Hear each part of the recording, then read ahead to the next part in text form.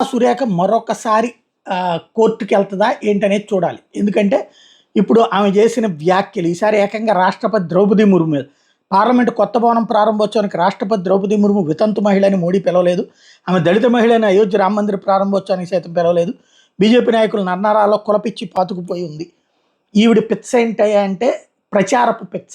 నోటికొచ్చిన మాటలు మాట్లాడితే అప్పుడు పబ్లిక్ తనను గుర్తుపెట్టుకుంటారు అనుకుంటుంది. మొన్న ఈ మధ్యన సమంత విషయంలో ఇట్లాగే నోటికొచ్చిన మాట మాట్లాడింది. ఈ నోటికొచ్చిన మాటల వలన జరిగే ప్రచారం అంటే నెగిటివ్ అయినా సరే అది ప్రచారం. అది తనకి పాజిటివ్ అనుకుంటుందన్నమాట ఆవిడ. అందుకోసమే ఏమైనా మాట్లాడుతుంది. అదే ద్రౌపది ముర్ము సాధారణంగా ప్రెసిడెంట్ ప్రోగ్రామ్స్‌లో ఇంకొకళ్ళకి విడిగా ఉండదు. రిపబ్లిక్ డేకి ప్రెసిడెంట్ పతాకం ఎగరేస్తే ప్రధానమంత్రి కింద కూర్చుంటారు. ఆగస్టు 15కి ప్రెసిడెంట్ ఎగరేయరు జెండా.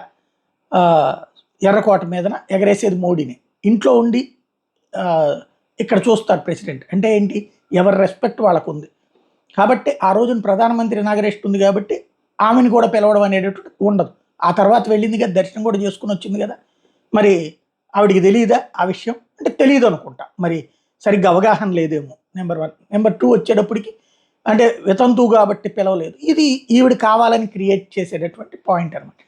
ఇలాంటి అహంకారపూరితమైనటువంటి ధోరణితో కూడినటువంటి వ్యాఖ్యలు ద్వారా ప్రచారం పొందాలనుకుంటుంది. కాకపోతే ఇలాంటి మాటల మీద మళ్ళీ ఎవరు కేసేసేవాళ్ళు లేరు అనేటటువంటి ధైర్యం కూడా అయ్యి ఉండొచ్చు. అనంటే ఈరోజు మన ప్రెసిడెంట్ గారు ఒక ఎస్సీ మహిళ, మరి ఆమెను కనీసం పార్లమెంటు కొత్త భవనం ఓపెనింగ్ చేసేటప్పుడు కూడా మోడీ ఆమెను పిలవలేదు. ఎందుకంటే ఆమె వీడో అని చెప్పి ఆమెను పిలవలేదు. మరి ఎక్కడైతే అయోధ్యలో రాముడి గుడి ఓపెనింగ్ ఉందో అక్కడికి కూడా ఆమెను పిలవలేదు. ఎందుకంటే ఆమె ఎస్సీ అని పిలవలేదు.